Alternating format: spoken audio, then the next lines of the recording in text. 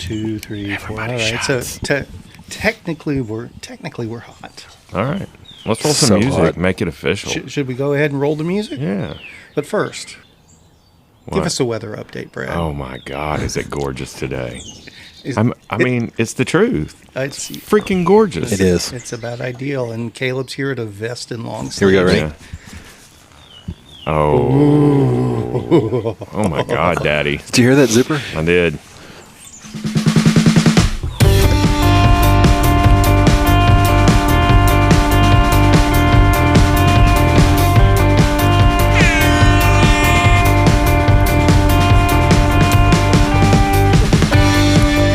What in the hell was that?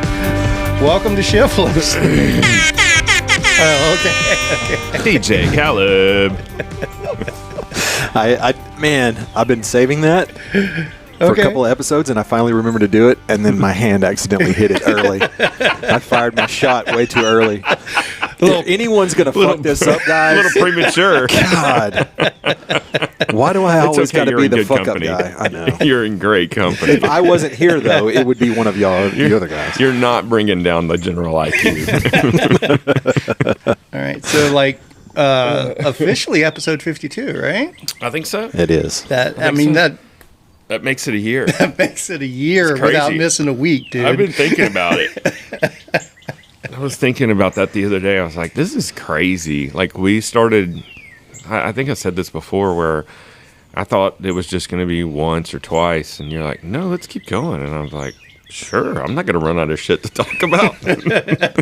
That's the understatement of year 2. Yeah. Excellent. Well, welcome back, my friends. It's our 1 year anniversary. Did you bring me flowers? No. Did you bring me anything? I did. What do we got here? I got after our talks about the waxing situation, I decided I was going to go whole hog, and I went up to the shop and I was talking to Gabe, and he goes, "Yeah, I just ordered direct from him," and I go, "Well, what all do I need?" And he goes, "I don't know," and I said, "Well," he was busy. He goes, he pulled up the email contact for his rep. He said, just send an email like you're me and ask him what all you need. And I did, and the guy answered back, and I go, great, send me that. And they sent everything but the freaking crock pot. Like, that's the most critical part of the whole thing. It's fairly essential. Yeah. So I'm in a holding pattern, but I'm a little bit more excited to have tangible goods in front of me. Sure. I don't know. What are these bottles? I know what the other two are. This is a chain stripper plus wax prep. And I don't know if it's critical. When I was getting technically all the business. Technically, you shouldn't need that with the strip chip, is my understanding, but I could be wrong. And then this is their super secret chain coating. So that's the ongoing maintenance. Yes. Lube it on the fly stuff. It's ultra fast. It says it on the bottle. I'm hoping it gives me some more watts.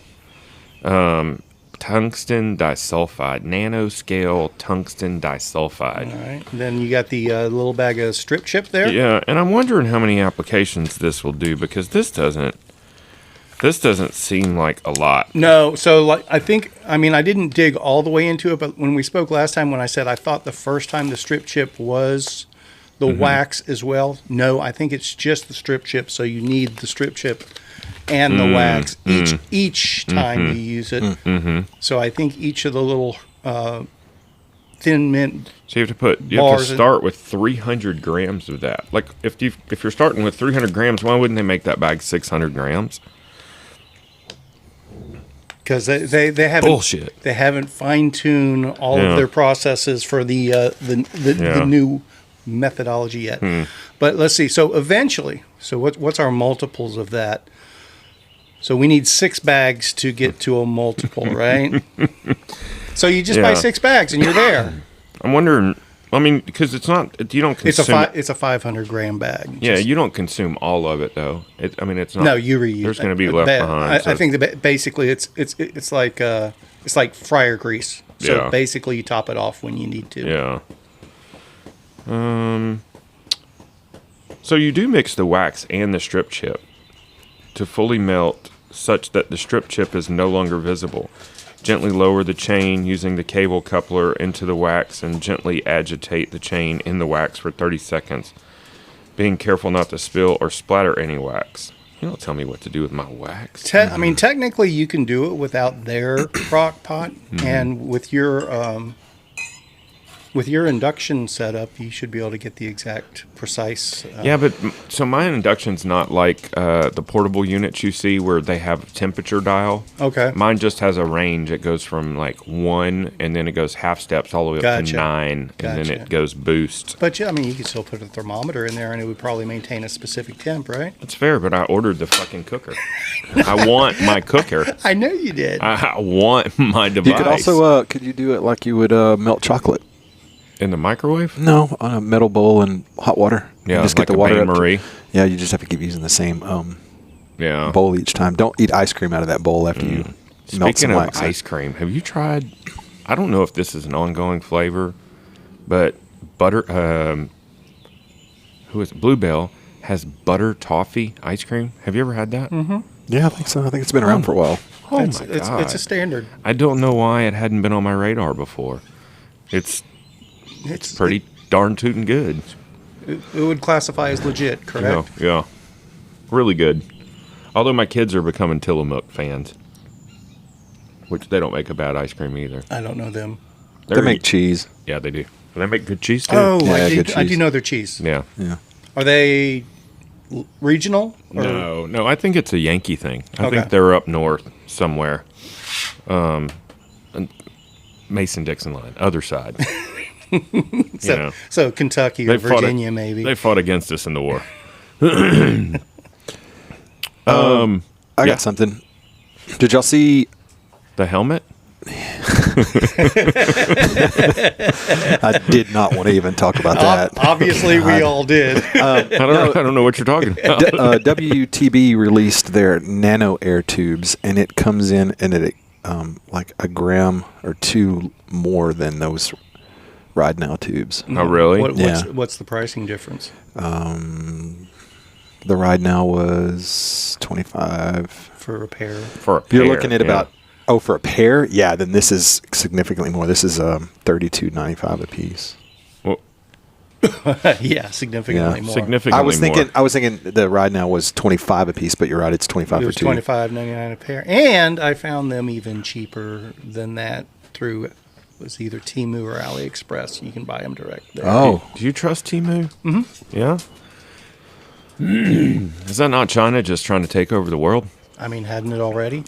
I think we're just indebted to them. Or are they indebted to us? It is a two-way relationship. Yeah, it's true. I don't know. I mean, I've never understood the national debt. Anyways, it doesn't compute with me because if I ran my household like that, I wouldn't have a house. So it's a good thing we got. weird. Never mind. I was going to take it to November of 2024. No but we're gonna politics. do that. No politics. No I was Nano- I was teasing my new Politics. podcast called No Politics. politicless. Politicless. Oh, wait a minute. No. Oh, wait. Do we have to talk about that dumb helmet? These are 80 grams, it says, for the same size tube. Those other ones are 56 grams. Oh, I was looking at the wrong one. I looked at the road. Yeah. Sorry. Yeah. 80 Okay. grams and I'll give you your 2 minutes back. twice as expensive. But I would imagine these are probably, being WTB, they're probably more durable. Oh, okay.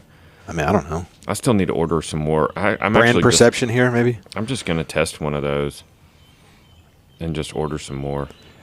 That new tire plug looks really huge and fat and heavy. I saw that. I was looking at those too. Not familiar with that one. It just came out. They released a tire plug kit. WTB or something? Yeah. WTB So did. we're still more... And the tubes, and then some new valves, Yeah. tubeless valves. I would Okay. show you a picture, but the sun would It's all right. not even That allow might You be know more what? I interesting know anyway. what tubes look like. I know what plugs look like. No, these plugs, they have, who is it? God, I never remember. I have their kit, and it basically has a shaft, and then there's a bullet head with a tailing piece. Dynaplug? Dynaplug, that's it. This looks like that, but they're like an open-ended spearhead, which I guess that just keeps as much material out of your tire as possible. Because the thing I found, like with those Dynaplugs, is that tip piece comes off, and it'll just rattle around in your tire. Gotcha. So, I don't know. Just the tip, huh? Just the tip. So. Oh, and I have been informed that now that Caleb's joined us full time, we're a tad too ribald. Tad too what? Ribald? Is it ribald or rebald? Look it up. I have no clue what that even that's infers. RIBAULD.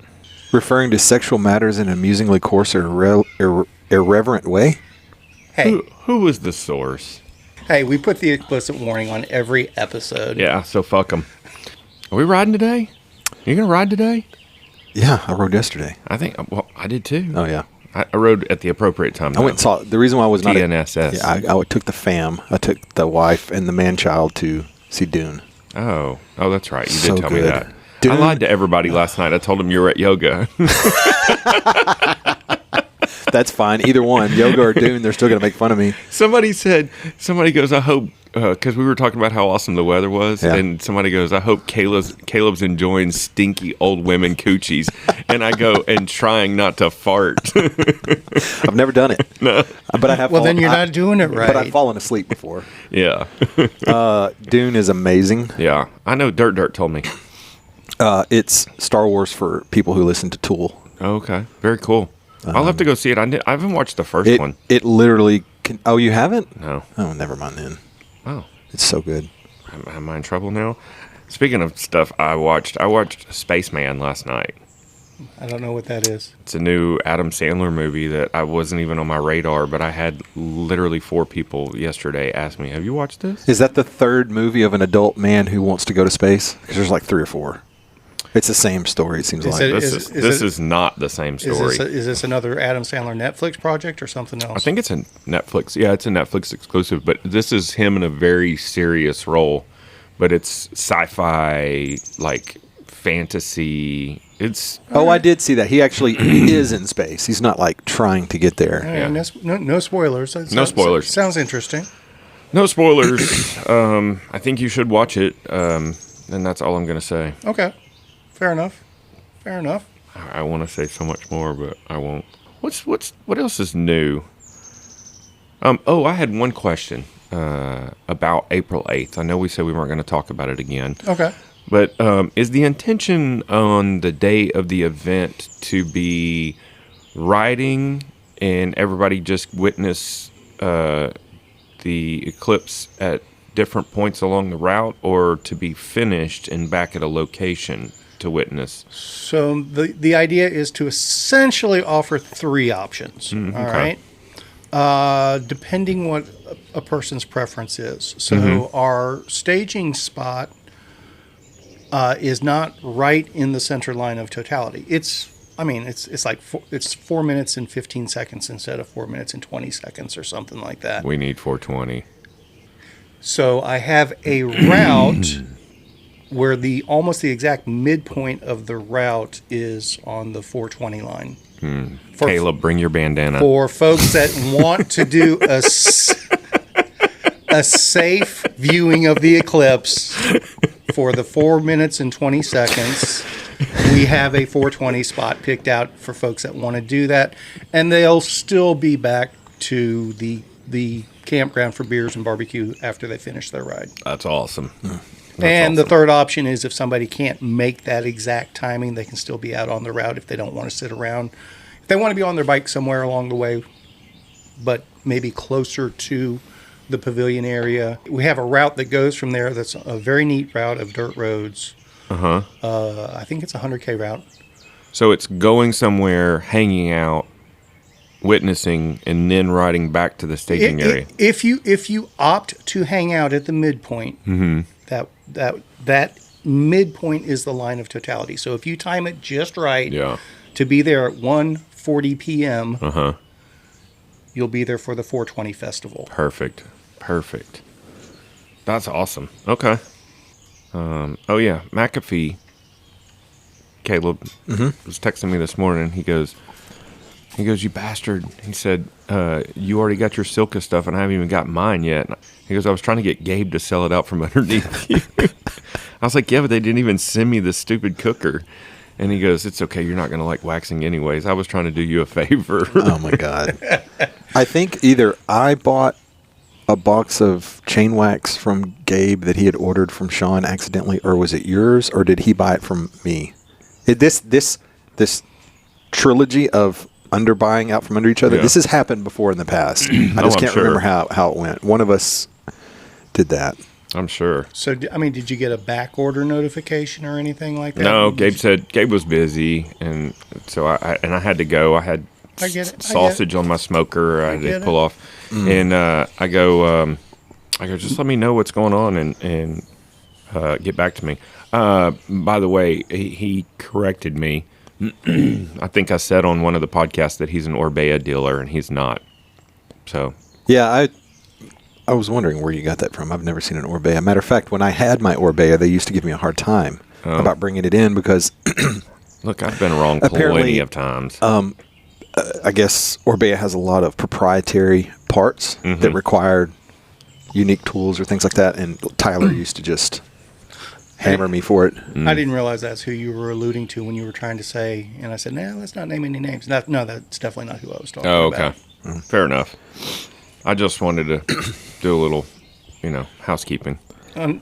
I don't think you identified him as such. No. Okay. Well, I was. But that was your intention. I was chastised for it. So. Okay. Gabe, he didn't mislabel you as an Orbea dealer. I'm positive of that.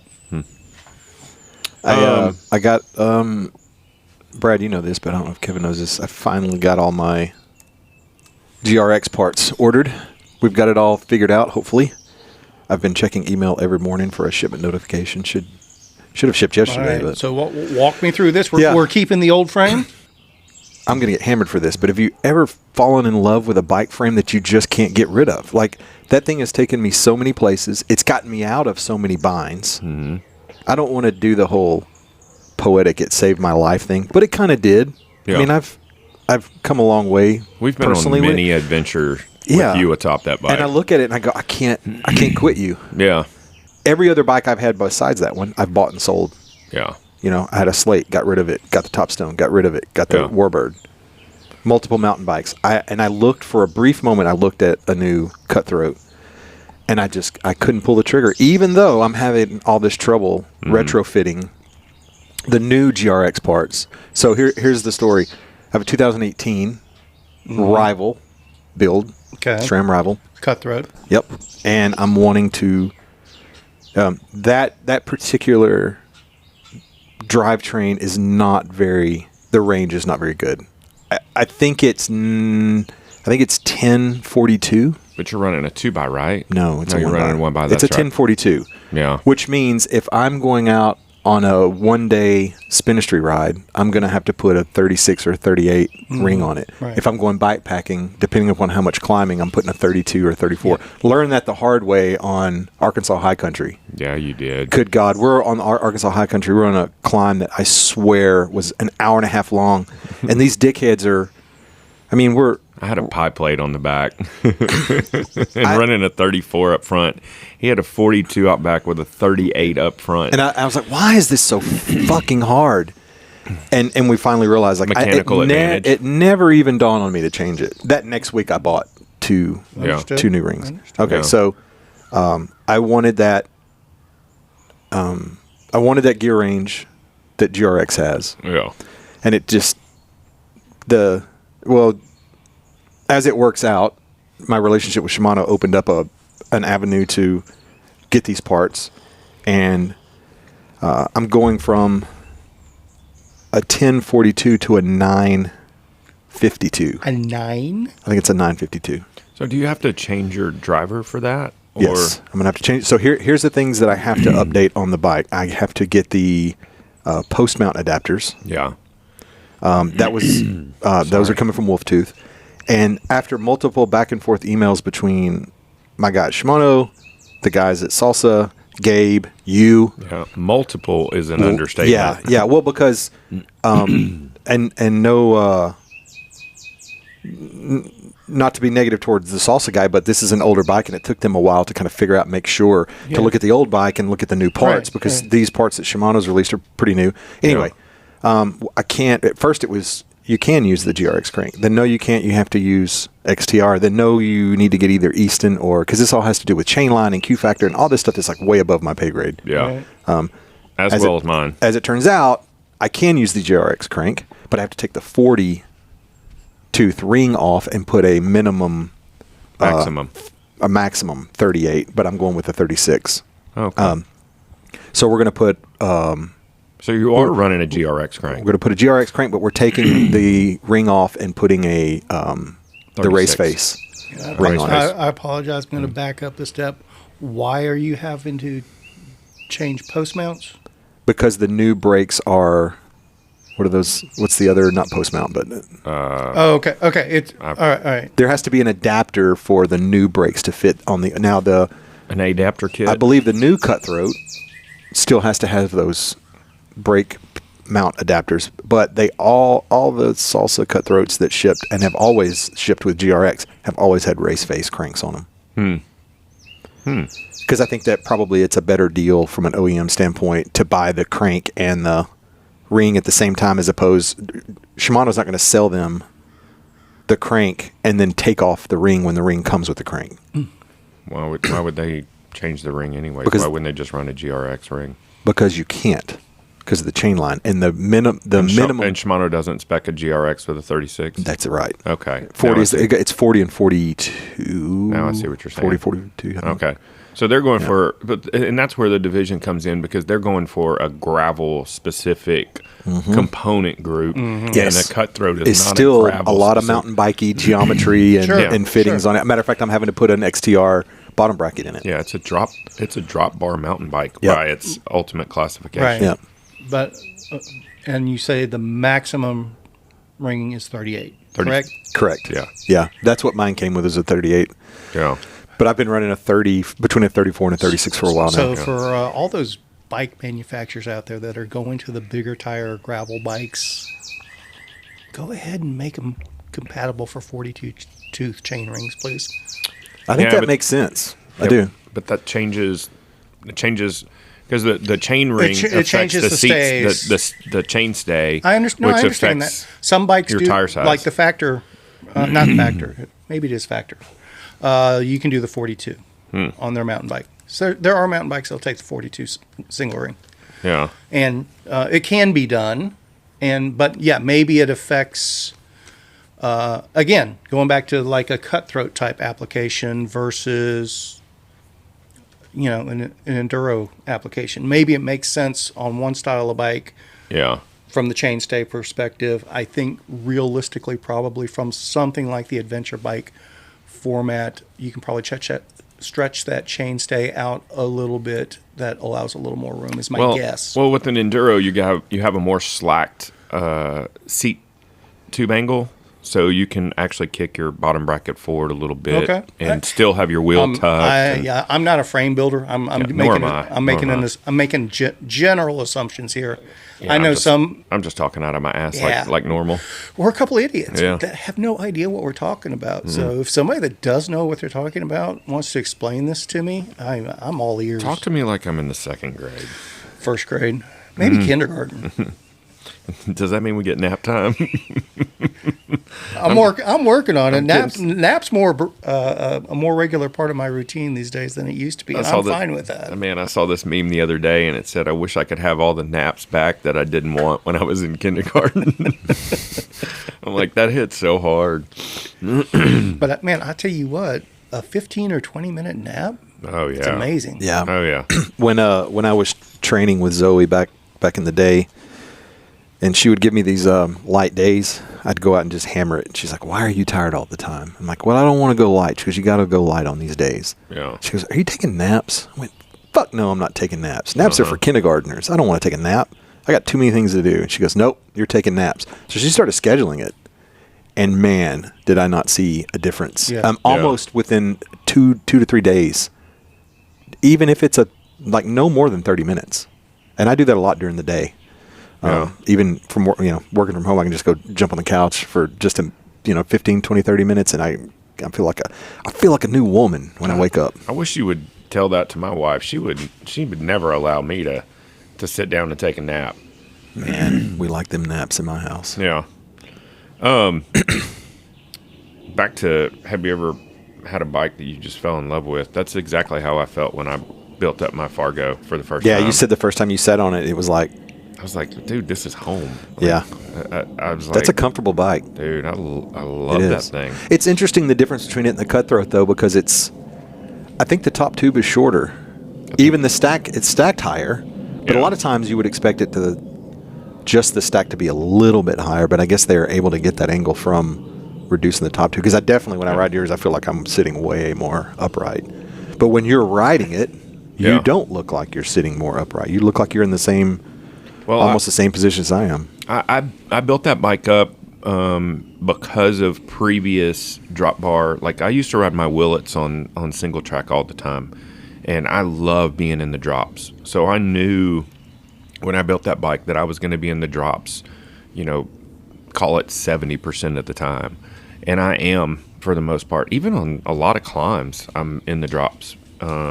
But descents, sketchy areas, all that stuff, I'm definitely in the drops. And it's a lot more comfortable. Yep. To the point where I got so used to my wood chippers on that bike that I couldn't ride my Willets anymore because it had traditional drop bars, and I felt like I was turned in. So I went and got some cow chippers and put those on my Willets. I forgot his name. The guy that joined us on Sunday, Adam's friend. Good guy. Jeff? Jeff. I was going to say Jared, but Jeff. I felt the exact same way when I jumped on that rocket ship that he had. This guy had an Allied. Allied, that's what it was. Super build. Yeah. And I took a spin on it around the block, and it like, when you pedal, it moves. Yeah. Yeah. Like, I don't know how to explain it. No, it moves. I've been on bikes drive. like yeah. But you just touch the pedal and you're boom. But I felt like the bars were more narrow than my shoulders. Like, I felt like I was. You ever see the movie with John Cena? That's what all the cool kids are doing these days. It's a roadie thing. Oh no, it's I more know. aero, bro. I don't care. It's uncomfortable. But I felt like John Cena in that knockoff film where he joins the Tour de France and he's. Did you not see that? Maybe I haven't seen that. No. I love John Cena though. Not ringing any bells. I think it was Is it the Lonely Island? Is that? If you haven't seen, what's Andy Samberg's music thing? Is it Lonely Island? Lonely Island Boys. Or okay. What is it? Well, they did a spoof with the whole Jose Canseco baseball thing, which was it was a fucking musical. It was hilarious. But they also did one. They did one that made fun of cycling and had John Cena on a road bike, and that's how I felt. If you've seen that photo on those narrow bars. Anyway, it's a badass, pretty cool bike. Hey, so I'm looking at. So Caleb's comparing himself to John Cena. I take it. Hey, if you haven't seen Vacation Friends, yeah, it's good. It is so funny. Kevin, here's an interesting pattern between the Cutthroat and the Felt breed, which are very close to kind of the same. That's the Felt breed, I think, is what Dylan's riding now. 29er. Is he? Yeah. So most of those bikes that have GRX cranks are doing the 2x. That'll fit. Right. Cutthroat has a 2x GRX build. The breed has a 2x. But Cutthroat is the only one that has the 1x, and they use the race face crank. So you can get the GRX cranks on a mountain bikey drop bar bike, but it has to be the 2x. The 2x. The one Dylan built up last year was the Factor, but maybe he's on a new bike this year. So the new one, I believe he is. He has a custom. But yeah, breed. I'm one of those, and maybe I'm just plain old school, but I really do think 2x is appropriate for a large percentage of adventure riders myself, but that's not what the industry wants people doing right now. So are we to assume you're labeling yourself as old school because you still haven't purchased an e-bike? We're not talking about e-bikes today. We're not? No, I still have more things to talk about before we talk about that. Hey, nobody puts baby in the corner. We haven't gotten to my bike that I won't let go. Jeez. Yeah. Which one is yours? I want to circle back to this because I want to. You've brought up the Dylan Johnson tire thing. I want to talk about that, but let's talk about your bike. No. No. I do. I want to hear. What's your baby? But What's your baby before doll? you get to bikes you can't give up, I couldn't help but notice that you posted you have a Stella you wanted to let go, and I meant to message you and tell you to bring it because I wanted to look at it and touch it. Well, you should have. I know I should have. So are you making room in the stable? Yeah. Yeah. Yeah. Attaboy. Preparing. Attaboy. Yeah. Yeah. You added a new breaker to the garage? Did you get the wall-mounted battery that converts? We're not allowed. Have you? Caleb says we can't talk about e-bikes. Without, Oh, I wasn't. we can, I wasn't. we can. Without revealing, like, let's be mysterious. You know what? I was talking about future-proofing. Don't tell us. Future-proofing. Tease us, and then I want you to bring it and show it off when you get it. I don't want to. Have you made a decision? But we don't want to know what your decision is. Do you know how Kevin makes decisions? I have made a verbal commitment. Okay. Oh shit. Yeah. Okay. Yeah, I'm with Caleb. I want to be. I want some mystery. Can we do it like football players announce their commitment? Can we lay out hats that have all the different bike brands? We'll have them sitting on this table. We'll film it, and Kevin will go, "I've decided to make my commitment to the University of Orbea." That would be awesome. So obviously, the Fargo is not your baby doll. He doesn't own a Fargo. I don't know if, Stella. Sorry, the Stella. Oh, Yeah. correct. The Stella is not my good bike though. A very very good bike. And And if those were 29-inch wheels, I would have not even hesitated. well, of I would have course, said but the just- price would have been higher I know. too. I would have said, bring that with you. The We'll trade sausage. but I am definitely a fan of that Revel El Jefe. yeah. So I'm keeping that. Yeah. No ifs, ands, or buts about it. Love that bike. But you have it built up geared currently, correct? That's geared, and the Okay. idea was I was going to turn the Stella into my Single speed whip. my Primo single speed, and my knees are just proving that I may be able to single speed See, somewhere down the road, but I was contemplating buying that Stella and building it into a geared. it's hardtail. a fantastic geared bike. Yeah. And I mean, basically, I moved all the components, the geared components, over to the El Jefe. Mm-hmm.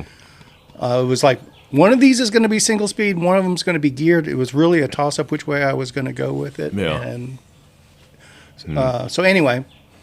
So the Stella is a great bike. I'm not knocking it. There's just I do need to make room. The one I can't let go of. I keep trying to. Believe it or not, is my GT Peace 9er. I knew you were going to say that. If I had to pick a bike out of your quiver that was not going to be released, it was that one. I mean, it's just it's been my 1978 pickup truck forever. Yeah, it's had a lot of iterations though. Yes, I mean it was my Kevin budget Tri 29er bike. Mm-hmm. Bought it off the rack at Performance Bike for like $800 with what I knew were crappy components. And actually, the idea was it was going to be a commuter bike.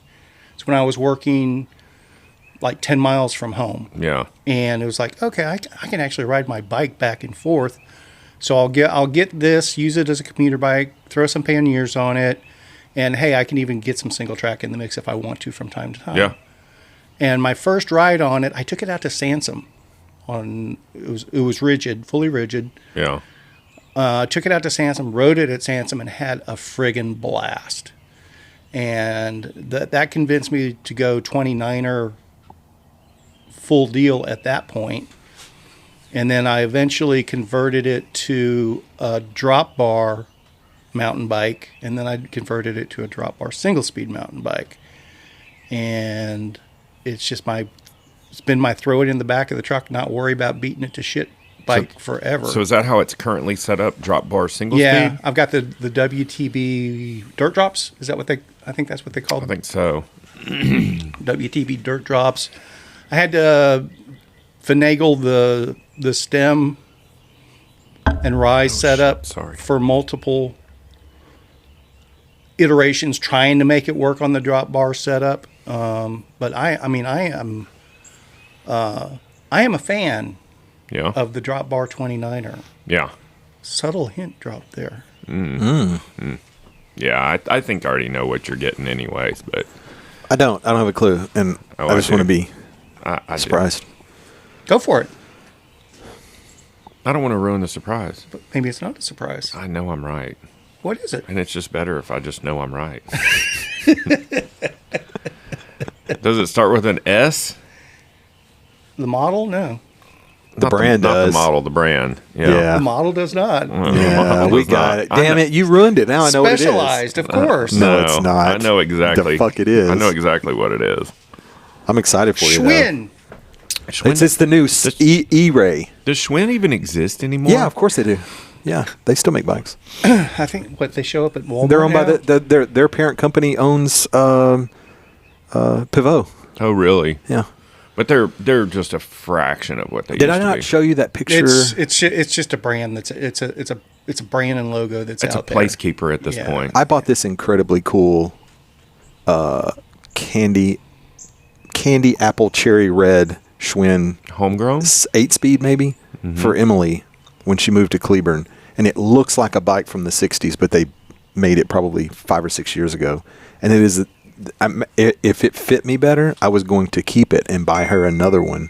What? Because I paid like $200 for it. What model is it? I don't know. It's some commuter bike. But they did But that. It's so cool. Okay. They It was- did that bass boat finish when they did their homegrown series. I don't know why my phone's going crazy. We'll probably just turn the ringer off. That might help. No, it's not. It's not that. It's connected to my laptop. Well, you can turn that off too. But I know you don't know how, so let's just move on. Will you link me? Yeah. Will you flee me? I'll send you a powder point on it. Speaking of, I need you to resend that route. Oh or my something. God. Well, here's the thing. I have to agree with Proctor to some extent. I didn't know that the link expired. That would have been Why didn't you just download it when I sent it? because I was doing other shit. I committed. I So said I'm in. let me tell you about something that backfired on me. Okay. I'm all ears. The route that you gave us to go to LBJ, I had to shave it down. I got it down to about 70 miles there Okay. each way. Sure. And being someone who is in the creative field, I wasn't just going to send out a text-based itinerary with links to route. I spent several hours designing a really cool. or AI spent 37 seconds. No, AI wrote the email. I knew. Yeah, Yeah, of we were course it talking did. about that last night. Yeah, absolutely Yeah. did. Like you guys, I have no. I'm not trying to hide behind that. Man, I don't know how much weed you smoke. I'm gonna send it to you. I'm gonna let you look at it. Okay. But I themed it around this sacred spring idea going out for. It was half inspired by Hum's latest record, The Inlet, about a guy who's trying to figure out the mysteries of space. Oh, that makes perfect sense. So nerdy, I know. Anyway, so I sent this. I designed this beautiful deck. Have all the explanations in it. There's literally a bullet point that says if you need your hand held and you need to know everything that's going to happen and you need to have a full list, this may not be your trip. Love you, but may not be your trip. Fucking Alan Proctor couldn't even get to that point. Yeah. I had to. Welcome to my world. Yeah. I know, Yeah. right? So I knew that Kevin would feel your pain. I had AI write this really cool itinerary on, or really long, like overly long. I wanted it to be long to see who would actually read it and find the clues in it. But all I did was the last paragraph was the entire link to download the PDF. It didn't say click here to download it. Right. The entire thing was underlined, and still people couldn't figure that part out. I figured that out. You did. I know you did, but some didn't. But it would have been a good piece of information to know, hey, this link expires in 7 days. So To if be you're honest, in- yes, that's a little. I forgot that. Yeah. I use WeTransfer a lot at work Yeah. because we can't. Anyway, Yeah. and I didn't think about that. I knew Yeah. they did. I'll resend it out to everyone, and I'll put it in an unexpired link. I was talking foolishly in front of Dan last night, and I go, who knew that fucking link was going to expire? And he goes, oh, I did as soon as I saw it. And I go, you're a goddamn IT. Of course you knew. I said, I boil water for a living. You expect me to look at a link and immediately see the extension and know that it's going to expire? So is that this weekend? It's next weekend. Next, not this. The 17th weekend Yes. or whatever. Yeah, Okay. we're going to leave Friday. Friday morning around 8:30 ish. Garage coffee at 8. Easy roll out there. Roll at 8:30. Spend the night. And then Saturday. Just explore, there's random shit, exploration shit. There's. What's the overnight spot? I think we're going to do one of the two. I can't remember the name. Is it Blackjack? There's the blackjack campground. There's the Valley View group campsite. So there's a I couple. want to be up on that ridge. So if we do that, I though, forgot where that that's is. fine. That's Yeah. that's where you had your event.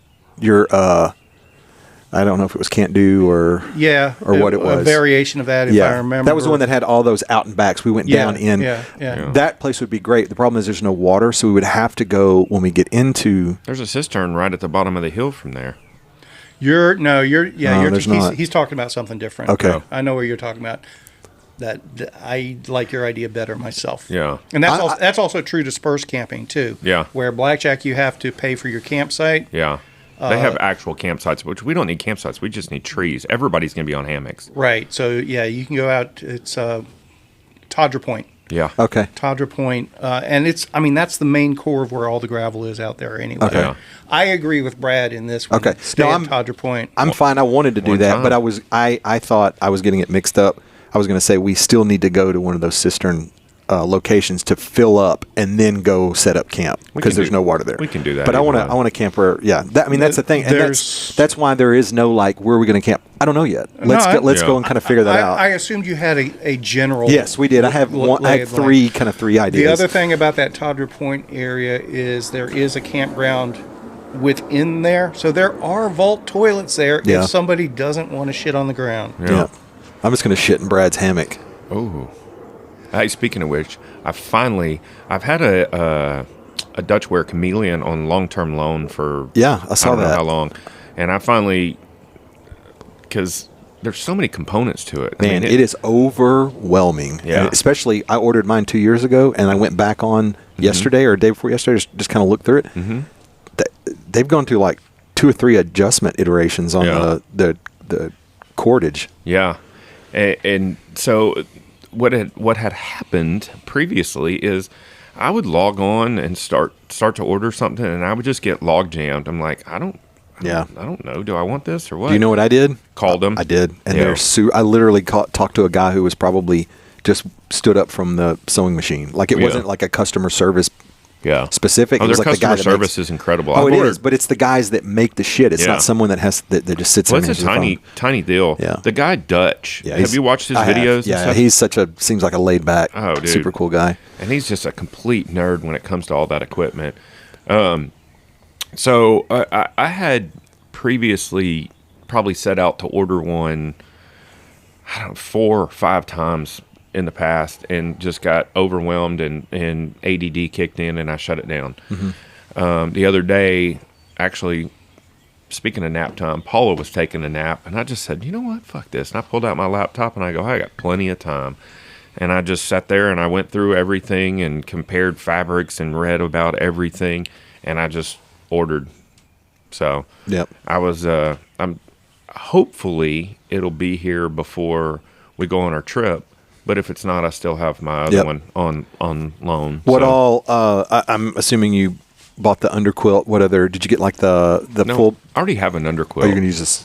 Okay. Yeah. Is that so? All you ordered was just the hammock. You didn't order any of the net attachments or rainfly yeah. attachments or anything. Oh So yeah, you full Yeah. kit. Oh, I have a rainfly that I'm going to run with it. But I ordered the chameleon with the bug net with the additional top, the solid top. I ordered the shelf, the sidecar, slings, and stakes. So That reminds me, I got to pack steaks. I don't have mine on my bike yet. yeah, mine aren't on my bike either. Okay, I want to talk about tire sizes again because you kept bringing up Dylan Johnson's thing. Mm-hmm. I want more detail or data on how or why. I know he's saying that these tires are faster, but I think he's leaving out the point of the gear range because I can tell you right now, I ride that Cutthroat all the goddamn time, and it is not faster than my Warbird, and I think it's because it's the gearing.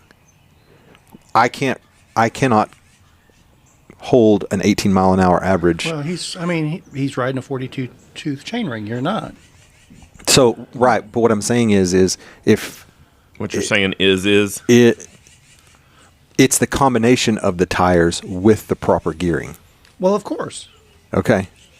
And, But you can't say that full Well- stop because I'm riding 29er tires on my Cutthroat and it is not fast. But he's comparing tires to tires, and gearing is not in the equation. You know what I'm saying? No, he's okay. What Dylan Johnson has done is created a custom drop bar mountain bike that he uses on his Lifetime Series races. I guess I need to look more of this up. And basically, his point is comfort is speed over exactly yes. over the long Yes. races. If it's a 50-mile race, no. But if it's a 100-mile race and it's chunk, Yeah, a 50-mile race is a sprint to a guy like that. exactly. So he's going to go lean and mean. Now, if it's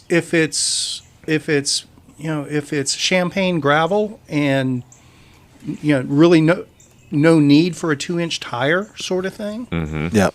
no, he'll probably just go an outright gravel bike in that situation. But Leadville, he did that on drop bar. Snohomish, he did that on drop bar. Obviously, Sea Otter, he did that on drop. I think Big Sugar, he did on drop bar. He did. I have a lot of respect. I like the guy, but he's going to have to do better this year than what he did last year. I think he did pretty goddamn good. He did, but he did it on the tire setup that he's claiming is faster, but yet faster for him. He's not saying it's faster than the Dylan's admitting he's not at the level of the podium finishers. Okay. Okay. Now, and again, I'm not down on the guy. I watch his videos. Yeah. I've gotten a lot of really useful information, but we'll just have to wait and see what his results are. I'm hoping that he does better. I'm rooting for him. Yeah, I want him to do good. And again, his stuff is all about the science of it. So he breaks it down, and for the way he rides, this was a better strategy for him. Yep. Lucky. Well, that's the same. Hey, to be honest, that's the same advice I got from the 3 people that I've spoken to that have done XL. I told them my 2 bike choices, and there was no hesitation in either of the 3 of which one to ride. Yeah. That comfort over distance is going to do what I'm not going to podium, but I'm going to have a better, faster, more competitive experience on a bike that's more comfortable. I don't care if you're podium. I just want you to beat Justin Carey. Oh man, don't do that to me. I'm doing it to both of you. Oh, are you stoking that? Justin calling Justin. Meow. What did he say he's riding? Do we know? Probably some custom rig that he fabricated in his garage. Did he forge it out of kettlebells? I don't know. Yeah, and he'll stop and do burpees along the way too. Yeah, I'm going to pass him, and he's doing burpees on the side of the road. What are you doing, bro? Got to get my, what is it? WOD? Your WOD workout of the day. Yeah. I love it. Look at these 2 beautiful dogs that came to say hi to me. Does Dylan Johnson have a site where all this stuff is YouTube. compiled? It's all YouTube. Yeah. So there's no like website where this stuff For his coaching, there is. Yeah, and he posts footnotes to his either articles that he's written or any public blah, blah, blah. Slow down. Yeah. Relax. Any published medical journals that he gets his data from, he posts footnotes to that. He posts his sources. Sources, yeah. So does he currently write for somebody, or does he just vlog? Vlog. I've never seen a written article that he's done. It's all vlog. I mean, print's dead anyways, right? Yeah, maybe. Yeah. I'm trying to remember what that article was.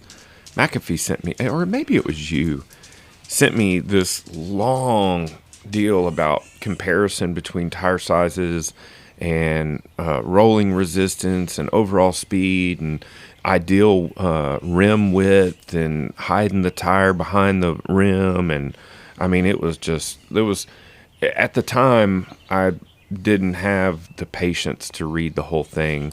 And then by the time I was like, oh, I want to go back, and I couldn't remember where it was. I really think Dylan's videos would be a good fit for you. Yeah. Because he takes that stuff and breaks it down. Yeah. This is what really matters, and he proves or disproves it. Yeah. Based on his actual, here's my ride profile from doing this, and you can see my heart rate or my watts or whatever else. And this tire side by side with that tire, this gearing side by side with that gearing, this lubricant that side by side with that lubricant. But he'll. So is he the one that went down the lubricant rabbit hole too? Sean sent me an email on that too. McAfee totally sent me that one.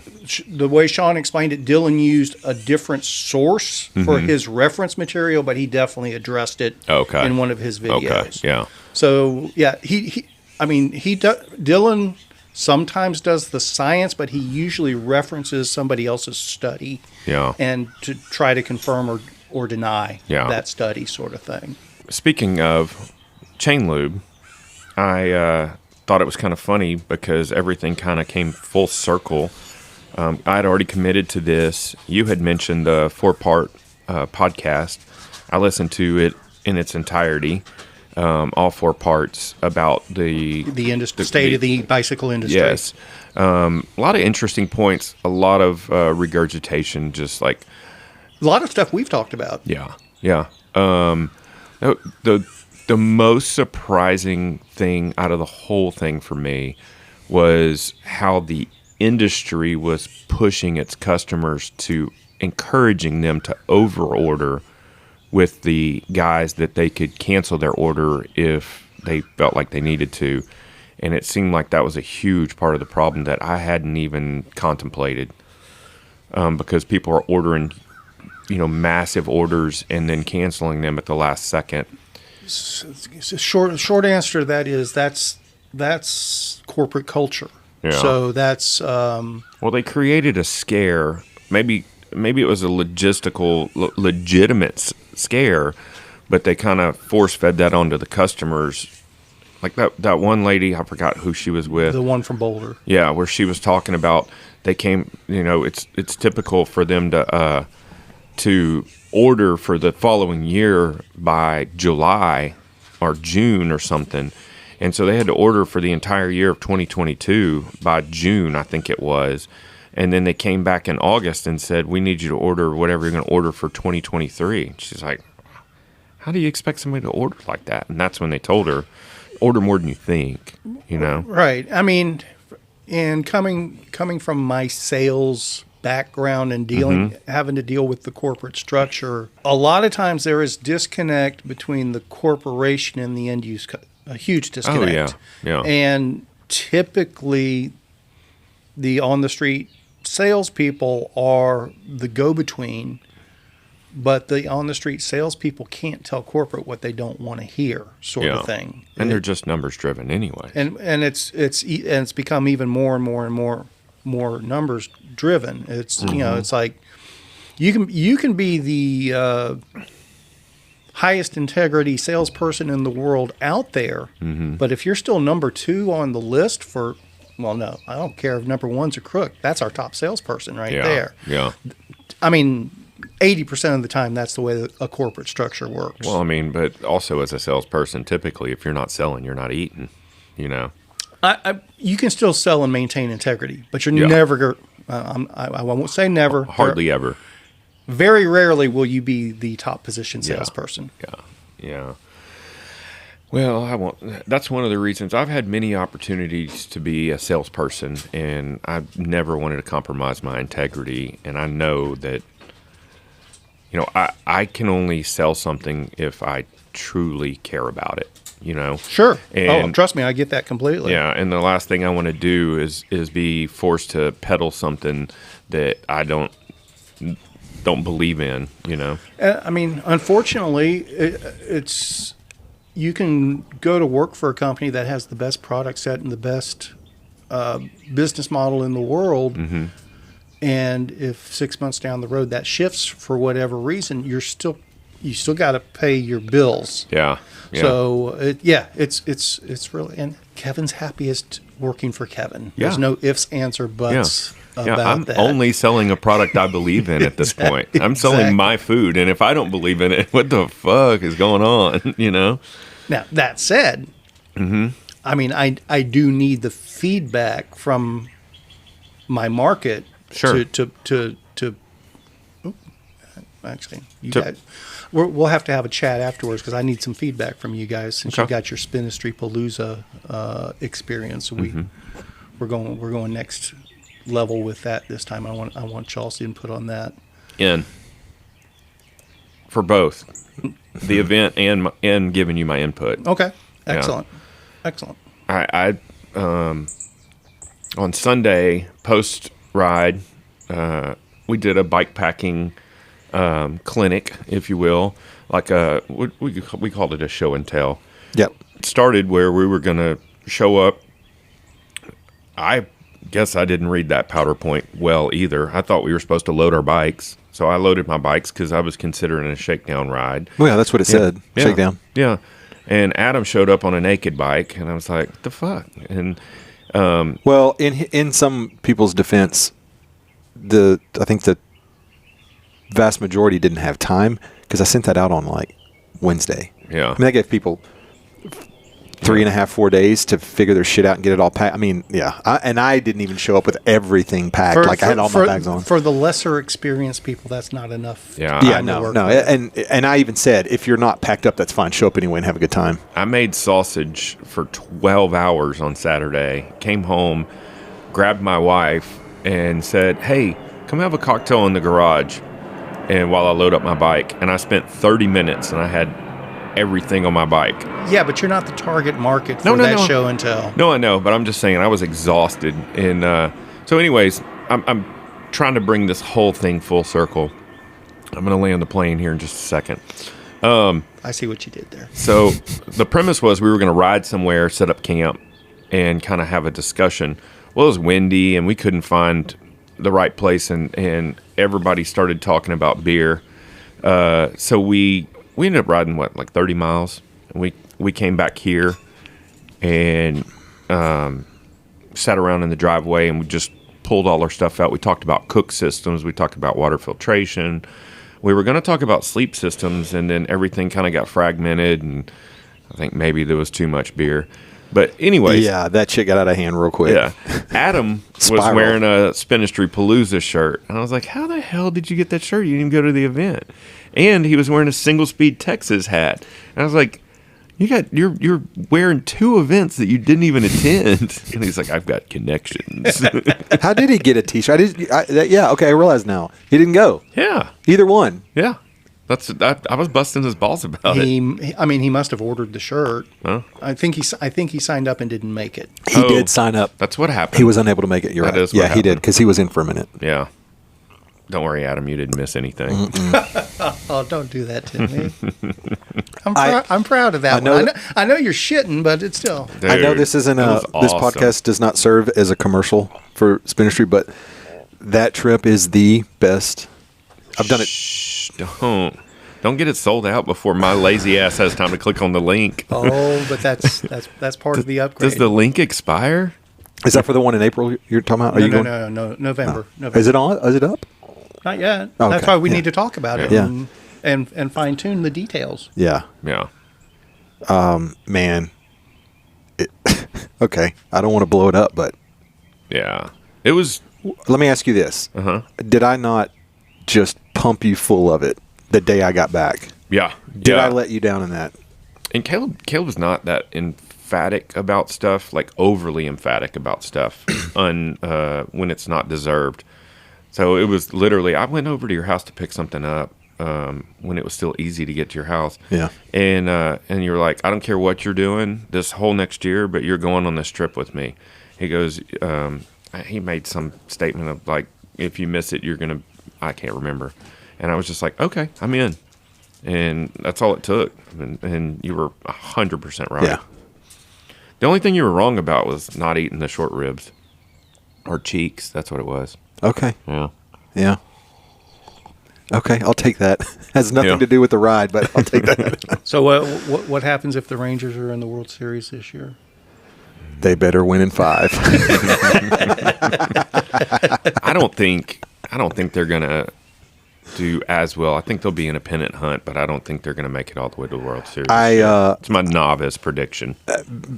Being a fanatical religious baseball fan, predictions and preseason polls is fucking stupid. Yeah. And then he was going to be facing the next day that number 1 pick that the Orioles have. I can't remember his name. God, it's right on the top of my head. Anyway, very rarely does a number 1 and number 1. That's the guy with the fat bike, right? Guy with the fat E-bike. E-bike? Well, this went way over my head. That's okay. Just trying to. He was trying to bring it back to bikes. Oh, okay. Yes, he has an e-bike. I'm sure of it. Sorry. Baseball-less? Seamless. Batless. Batless. Hitless. Hitless. Hitless! Oh, There we go. I like that. Maybe during the baseball season, we'll have just a quick 30-second hitless segment to where we just briefly. Can you ever just talk about baseball for 30 seconds? No, I can't. I'm not going to do I it. need to set realistic expectations. Anyway, Spanish Palooza, everything it could possibly be and more. I mean, Terlingua within itself is magical. You know, the whole desert area, Yeah. Big Bend. The additional excursions we went on were, I mean, I'm not a hiker. I'm not. Especially since you bitched about it the whole time. Yeah, because I'm not a hiker. But it was worth it. It was totally worth it. So worth it. It was Garrett made it even more worth it. Wait, is this an Altenbeck? Yeah.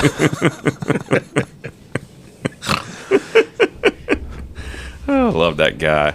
And having Shannon there was freaking was good to see him. awesome too. That was awesome. So much fun. And our little camping spot was awesome. The weather was, I mean, that's the one thing, you know, you say weather is always a factor. And, I mean, there had been rain, like 2 days before? Mm-hmm. Yeah. And it just tamped everything down. It was not dusty. was The not- year before, it was fairly dusty. Yeah. We'll never have that good of a weather run. Yeah. For, I mean, for the weekend. I realized that we were treated to like the best case scenario.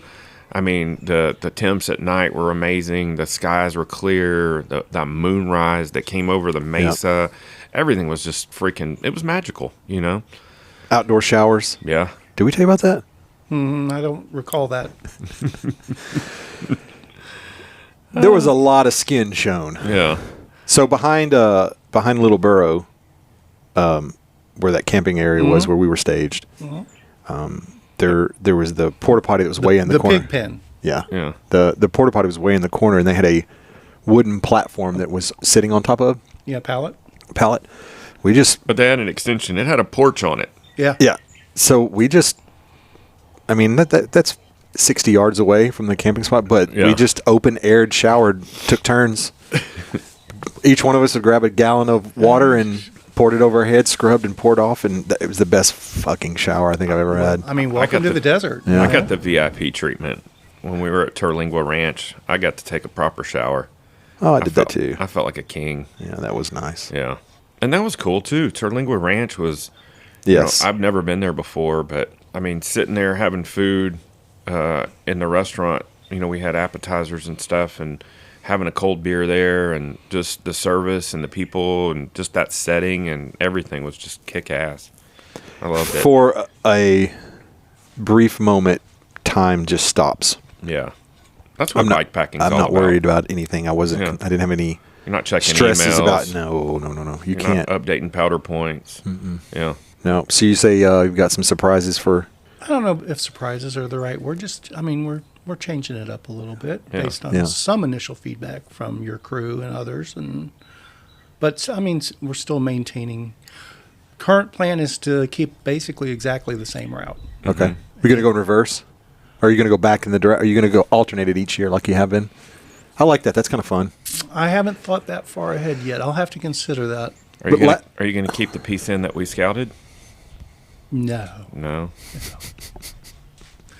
I'll keep the piece that was in the route in. That was in the route. Well, what we actually did, Oh, okay. what the rest of the crew did. Oh, okay. All right. Yeah. What I was confident would be traversable and was, and not the part that I was not confident would be traversable and was not for most. Yeah. That's fair. I loved it. It turned into a ramble. I actually had fun climbing Christmas Mountain, but it is more funner going down it. yeah. A la year one. I can appreciate that. I can appreciate It was that. fun because you got to remember, Brad. The first year you wake up at Terlingua Ranch, you roll out, and within an hour of riding, you're getting ready to descend Christmas Mountain, and the sun is still low in the horizon. It's still coming. Wait, like so you're saying y'all staged from Terlingua Ranch? day. No, just we You still. said day one. I'm sorry, day two. The Yeah. morning of day two. I'm so sorry. Yeah. You're right. The morning Okay. of day two. Yeah. You wake up, you have breakfast, you start riding, and within an hour, that climb to get up to it, about an hour or so. Yeah. You're going back down it, and it's Yeah. still early in the morning, and there's Yeah. still a little bit of a haze. It was just really pretty to be at the top and then descend that early in the day. Yeah. You didn't have to work all day long to get to that point. Yeah. That was so much fun, though. I wouldn't take any of it back. And the other thing is, everybody that showed up was cool. Yeah, it's a good group. That was a very good group. Yeah. That's Even that guy that lives in Las Cruces, the yeah, crazy yeah, guy. Yeah, we every once in a while we got we gotta beat somebody with a stick to keep them in line, but Oh, it was a good crew. And Rich was there. Rich. Yes. God, I had like 8 things. I need a freaking note. I'm starting bringing a notepad. I literally created one. We have a list that you're supposed to add to. I'm more analog. I just want pen and ink. Yeah, but then we can't see what it is so that we can add to it or have thoughts on it as you get to. When he runs a mimeograph for us, we'll have a copy. Yeah, right. You're going to Xerox it, Yeah. hand them out. You're going to mail us your notes prior. I'll snail mail it to Yeah. you. You don't have to sign for it. It'll be printed on that purple ink. Oh, what was that? Riziograph? No. That was mimeograph. Mimeo. No, Mimeo. okay. That's exactly right. You're right, Kevin. Sorry. I remember I used to love it when the teacher would send me to make copies. Yeah. And I would just be like, I Smelled don't know like what a- it was. It smelled like a chemical bakery. No, it smelled like watermelon and fresh cut grass to me. Speaking of, where's our fucking bagels at? Oh, I'm sorry. I can't do everything, man. You can't. I smoked sausage all day yesterday and barely got it all cooled and vacuum sealed in time to get all my stuff loaded up and go to North Shore for Tuesday night single speed. Yep. How was it last night? It was awesome. I got there too late to do a full. In fact, I didn't even get any west. I got there and I texted Garrett. He had told me that he was only going to show up and hang out. So I didn't know if he was going to get bored and leave or what. And I had some stuff for him. I had his wheel that he messed up. Gabe had fixed it. And so I went up to Gabe's to pick this up and I grabbed his wheel. And so he texted me and said, I'm about 15 minutes out. And then he got there and we hung out forever. He was stuck on the phone and stuff. And so anyways, Ham had said we're going to take off at 5:45 on the east side. We didn't leave till like 6 o'clock to go roll. And they were all standing around and I was like, what are we waiting on? Let's go. And so I just started riding and they all just kind of fell in line. And my intention was not to ride hard. Isn't that how it always starts, though? Yeah. And I started not whipping the ponies, but I started grinding up a little bit. And we were rolling pretty good. And then I think on the way back, I was just like, I can't keep doing this. And then it was still daylight, and Garrett turns on his light. And I thought it was Proctor. I thought Proctor was behind him. And I was pissed off because it was messing up my lines. I literally couldn't see the trail because my shadow was interfering with my line selection and stuff. And I almost hit a tree at one point. So finally we got to, a crossroad or whatever. I said, go around. And I realized it was Garrett, so I jumped right back in behind him. Why didn't you put him in the ditch when he tried to pass? I should have. Oh, fucker. And I held his wheel for a little bit, but he was way too spirited, and he was on gears. So we get to, flat section, he just opened up on me. So I rode hot and cold for the rest of the lap, but we also stopped to help some guy that said he needed air. His buddy needed air, and he was around the corner behind us, so we were calling to him. I got all my CO2 stuff out and everything. Kept calling him. You can see him. He's in a fluorescent yellow jersey. You can see he's not even moving. And I'm like, hey, I got air over here. Come to us. Start moving. And finally, I had to yell back, and I was like, hey, what are you doing? He's like, oh, never mind. I got it. So then I put all my stuff back up, and we rolled, and still rolled at 103.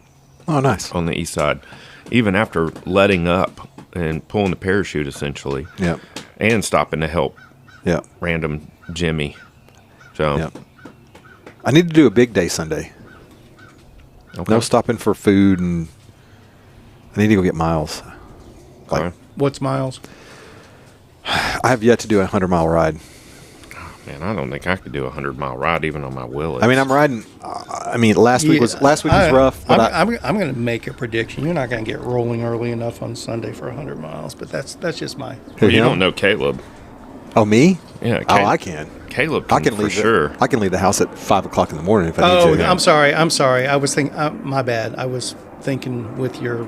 Oh, with the Ramble group? Yeah, that's Yeah. what I'm saying. Like, I can't leave. Well, I have a dinner Saturday night too. Yeah, no. So I just got to start getting. I'm. Last week was rough with work, but I've been riding almost every day, or if not riding in the gym. yeah.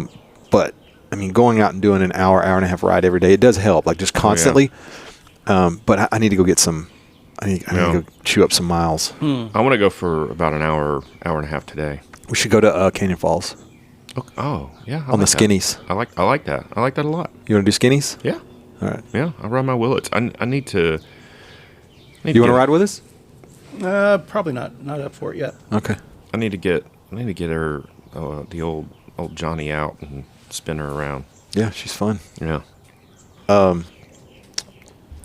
What's the story with the bike on the back of your car now? Is that your is that a commuter?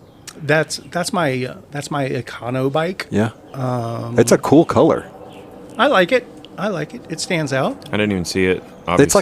It's like it's almost this color orange, this little spot here. Yeah, it's not glossy. It's like a satin finish. It's really cool It's finish. my $900 bike that I've talked about in the past. What is it? What's the brand? Roll Bicycles. Oh, I'm gonna come. I mean, obviously, I'm gonna come look at it. Sure. I'm probably gonna. I'm trying out the bike rack on the Subaru. We have to make sure that I'm not punching out windows or anything like that. Does that happen? Is that something that people should be cautioned about I still or feel worried? bad about that. I still feel conflicted about it. Look, I'm gonna. Whoa. Oh, you. I forgot about that. Oh. As much as I like to make fun of you and give you a hard time, I've been on the record to say it would have been difficult for that to not happen if you just crawled over that railroad track. That was going to happen. That was not a jab. I'd forgotten about that situation. I will never forget. In defense of that situation, I hit those same tracks with the camper and was extremely lucky that I didn't get jackknifed and tossed over with it. It was a stupid railroad crossing in a 75 mile an hour zone. Yeah. Absolutely ridiculous. What happens for something like that? What's the worst case scenario on pulling a trailer on going something that's that steep up and down? Like, can the camper actually come back and knock into the bed of your truck? I guess not. But I mean, or you bottom out at the end, the backside of it? No, I mean, Or you can drag your tongue. Oh, it actually launched in the air. It launched the camper. Yeah. And launched the truck. Yeah. And I mean, hypothetically, in the launch, the camper could have gone sideways, and then you're pulling the camper sideways at 80 miles an hour. Or it could have got disconnected. Yeah. I mean, I was in the passenger seat next to him, and he was driving maybe 20 miles, less than, maybe 18, 20 miles an hour. I mean, and actually, very slow. Let me qualify that. it's not in a 75 mile an hour zone. You sure? Yeah, no, it's in the middle of town. It's probably a 30 or 40. Oh, I was thinking the other railroad crossing then, up towards the interstate. This is in, was this Alpine? Yeah. Okay, so that was a different crossing then. My bad. But the other thing is, Garrett runs like 900 millimeter bars, and he has bar ends. Yeah. And his bike was as close to the truck, the closest spot. We should have put something we should have put one of the drop bar bikes. It was the only anxiety that I had the entire trip was driving that van and seeing those bikes move. It was terrifying. He sold that rack as soon as we got back, and he got it's a vertical rack. mount. I forgot the name of it. It's like I'm not even going to guess. It's like Vertirac or something like that. Yeah, something probably. like that. But those things are sick. I love it. I still haven't seen it in person because every time he shows up to North Shore, his bike's just thrown in the back of the van. So. Is that just to roll around right up to the store kind of thing, or? I did a bunch of gravel miles on it last year. Yeah, because it looks capable. It's very capable, and I like the bike a lot. So I'll spin around on it a little bit today, and I'm debating whether I want to put that one in the for sale bin too or not, and that's where we're getting rid of a lot of extra bikes. Did right Jan now. say one has to go in order for you to get another? No, she did not say that. I feel that way though. Yeah. Okay. And actually, I just want to make room in general. Yeah. That's fair. I would just want to get what I need. What's the drivetrain build out? I didn't look at the drive side of it. It's a SRAM 10-speed, but Okay. the newer version's 11-speed something. I saw that Yeah. when I looked at their website Yeah. last. This is the pseudo flat bar. It's like a mustache bar with some ergon style grips, but not ergon. Yeah. They've got a drop bar version that's a couple $100 more, but and that was part of it. I wanted to try out a true Econo bike for people that are like, hey, I just want to get into it. It's like, all right, here's something you get for under $1,000.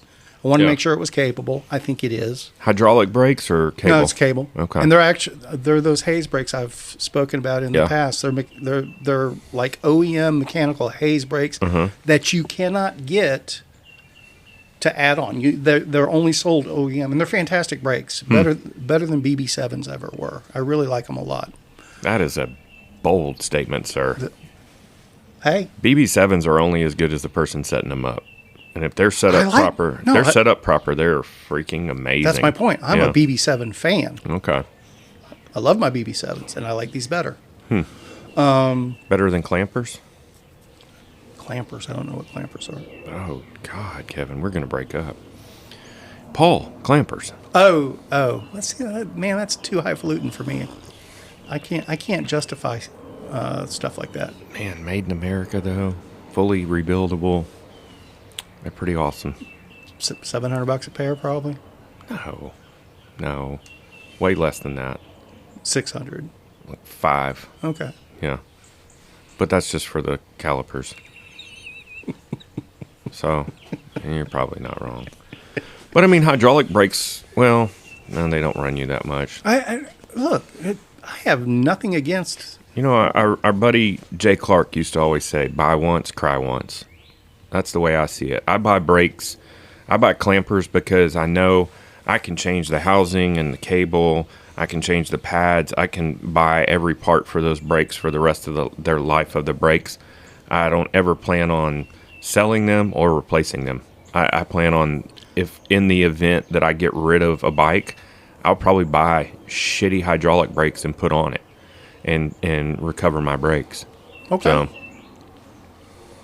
this is a different approach. Different thought process. Just like my titanium seat posts. You know, those things are expensive as well, but I don't plan on getting rid of them. I'm one of those that I don't appreciate the bling as much if I don't know what less than bling is as a comparison. That's fair. So, well, I've ridden all kinds of just absolute dog shit over the course of the years.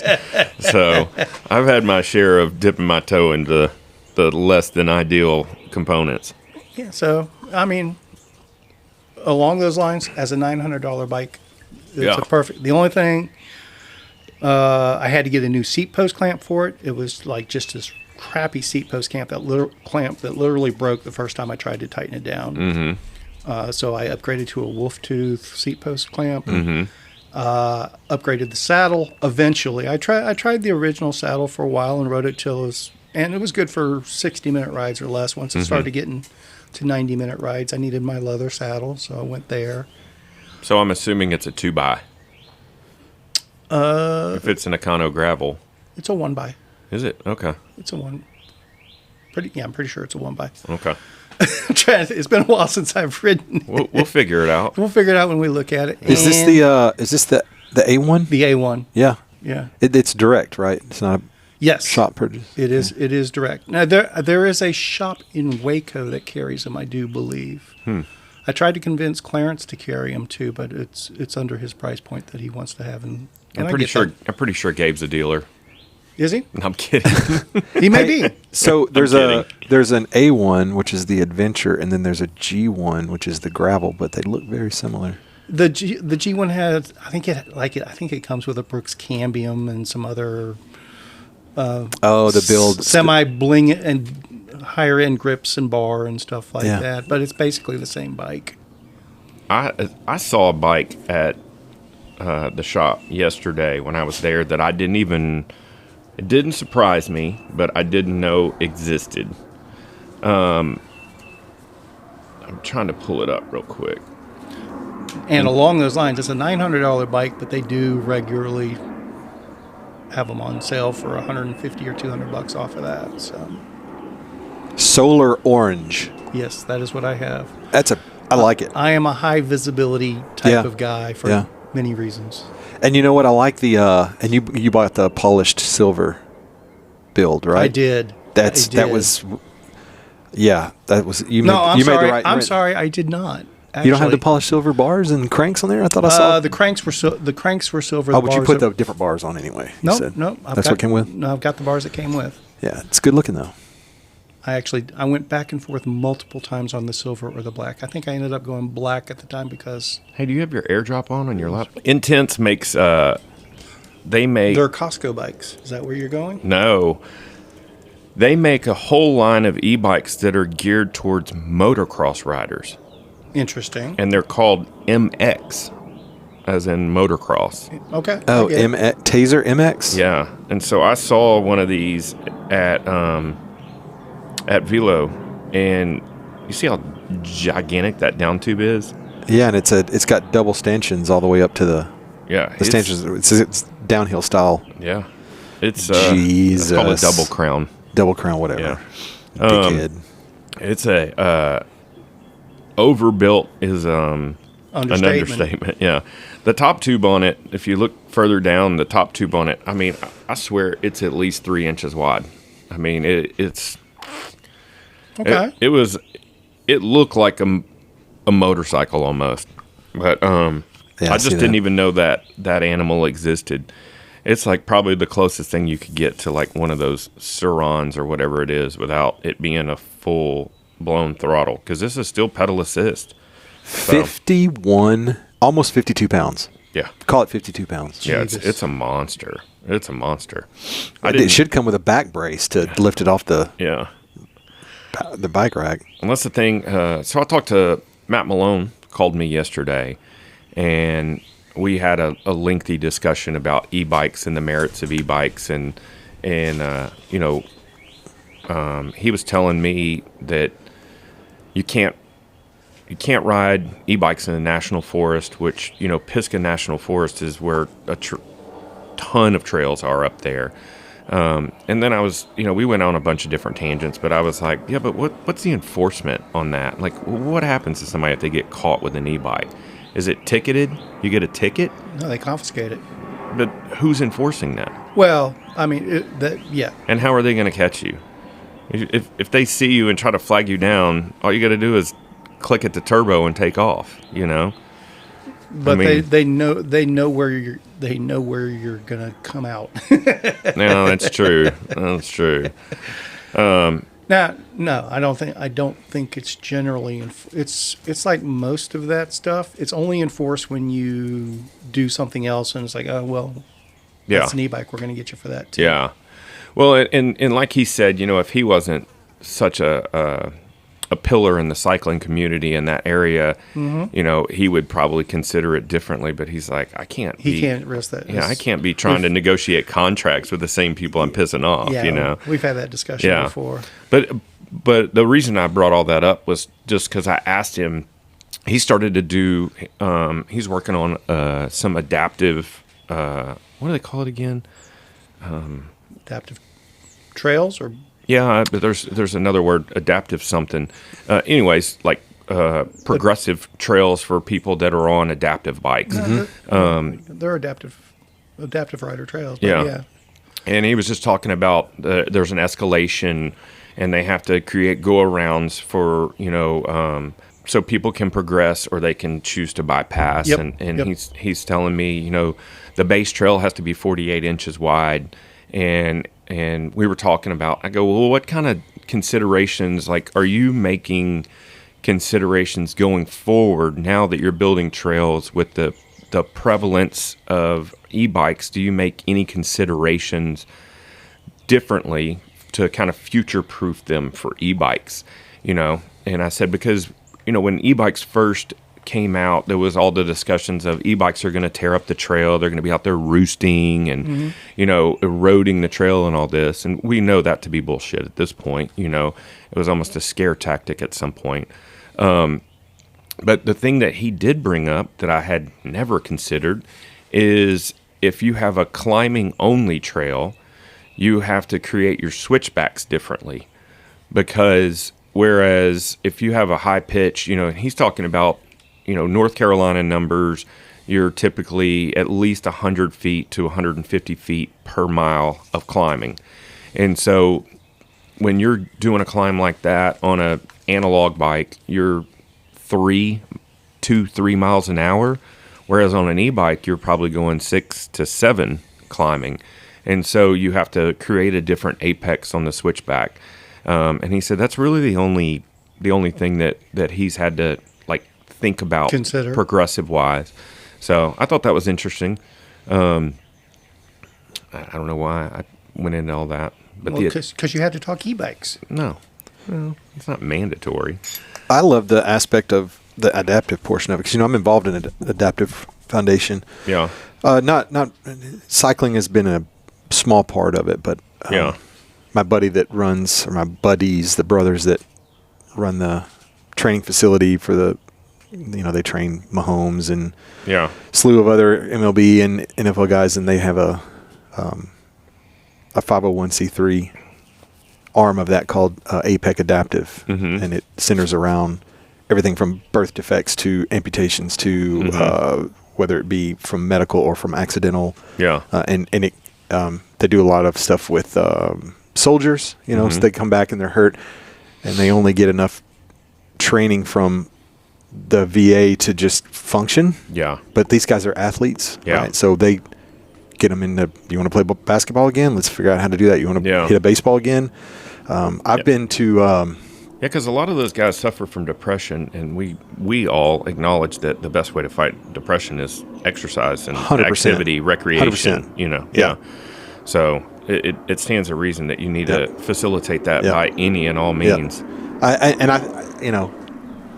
It's time consuming, and it's very expensive to adjust trails. There are some trails in the area that are a little more adaptive friendly than others, but what you're saying makes me rethink my plans and my working process at South Lakes to make sections that could. You don't see a lot of people on adaptive mountain bikes, but they're there. Oh yeah. And maybe you don't see enough because there's not enough opportunity. Yeah. So I think I'm going to take that as a challenge to at least make bypasses or, widen the trail corridor a little bit more. Yeah. Because that stuff is cool. If you've ever seen those guys, yeah. They're doing that sitting down strapped. They can't bail like we can. Yeah. Do you know who Steve Garrow is? I do not. Cocuccino Cycles. He's been in the game for, hell, I think he's probably been building bikes for 30 years. He had an accident. I don't even know. I don't want to lie to you. 20 some odd years ago, and he's paralyzed from the waist down, and he's got a couple of rigs that he rides, and just seeing even still pictures of the stuff that he rides, you're like, holy shit, he's hand cycling this. Some of the climbs, and it's not just the steepness, it's the technical aspect. Sure. Yeah. And he still spends all day welding frames from a wheelchair. Yeah. He navigates his whole shop set up so he can operate in a wheelchair. And it turns out kick-ass bikes on top of everything. So several years ago, we went and we had it was like an expo, adaptive athlete expo at UT Austin. No, excuse me, UT Arlington. And they had a lot of demos from athletes they played tennis, basketball, but they had one sport I would have never thought, and it was incredible to watch. They had a wheelchaired rugby. Oh, wow. And it is violent. Yeah. It is loud when those things slam into each other. And and they had position specific chairs. There were like three different there were 3 different types of chair builds. Yeah. The defensive guys literally look like a Mad Max battering ram. Yeah. And they are beating the shit out of each other. Yeah. And so when you hear that aluminum and steel slapping against each other in a gymnasium, it's loud and it's fast and it's actually impressive to watch. I didn't even know that existed. Yeah, it's really cool to watch. So Yeah. anyway, Wow. I'm gonna make that. I want to look more into the adaptive portion stuff. Put this in the shade. I don't think That's- it's gonna Yeah, it's melt. probably not a good idea to put your Probably not a wax in horrible the. idea. It's gonna be one piece now. I don't think it's gonna melt, but because it's not 70 C's out here or whatever. But to hear Jacob and Maggie talk, they act like the majority of the trails around here are adaptive. No. Maybe I misunderstood them because I Maybe- feel like they said that and I was like, what? It's You know? Yeah. It's Because I can't even think of one trail that comes to mind like a true what I would consider a trail. well. Like, I think one of the loops at Big Cedar is adaptive. okay, That Well, was I have- part of the grant money that was applied up there, I believe. I have very limited exposure to current day Big Cedar. No, I haven't been there in forever for multiple reasons. But I mean, like even Canyon Falls, which is a The gates are too small. pretty it's a super chill trail for all intents. But yeah, there's numerous sections that aren't 4 feet across. Yeah. Most of the adaptive trails that are around, and there's still not a lot. Yeah. There's very few adaptive trails out there. Most of the adaptive trails that do exist kind of have like a straight shot uphill, like a Jeep road type climb, and then they have the adaptive downhill Okay. gravity trail. Okay. That's generally Okay. There are exceptions to that, like Sure. some of the stuff in Bentonville. Malone was talking about that it's a color coded system, just like a true downhill situation where you have. But the most basic is Green, blue, and black. You have to have the four. It's 48 inches. I think at a higher level it can be 36, but basically you still want it. Yeah, 48, You yeah. need the 48-inch He said tread width. He said he said the one thing that you have to consider on those trails more than any other trail is the camber of the trail. He said because you'd be surprised how easily those things tip over. And I am surprised Because they're so low. low center of gravity. Yeah. But I guess if your tire bites, Yeah. then you're going to flip a little. It still seems. Yeah, but they're very light.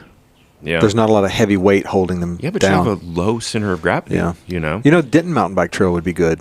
It has. Oh, yeah. It has potential. It's pretty close. Yeah. Yeah. But now it's bedded in. You know. Yeah, you Yeah. can still groove it. It could still groove. Yeah. But you still have to there's like a couple of Tight turns. tight turns Yeah. in there. Yeah. And Yeah. so you have to accommodate up and overs, and you have to accommodate the tight turn. Yeah. So it has to be where a four-wheeled adaptive bike can make the turn without assistance. Yep. Sort of thing. How often or how rare or how often do you have an adaptive bike show up to a spin street? Have you had them? We've had them. But more recumbents.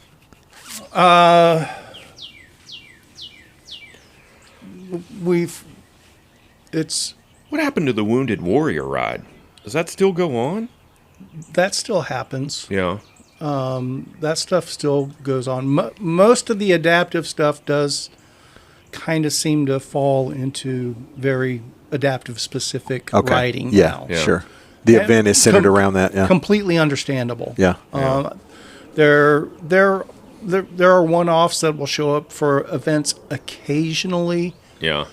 Typically speaking, there aren't that many adaptive endurance riders out there right now. Yeah. Mm-hmm. There's some here and there, Yeah. but it's I imagine most of the adaptive stuff is.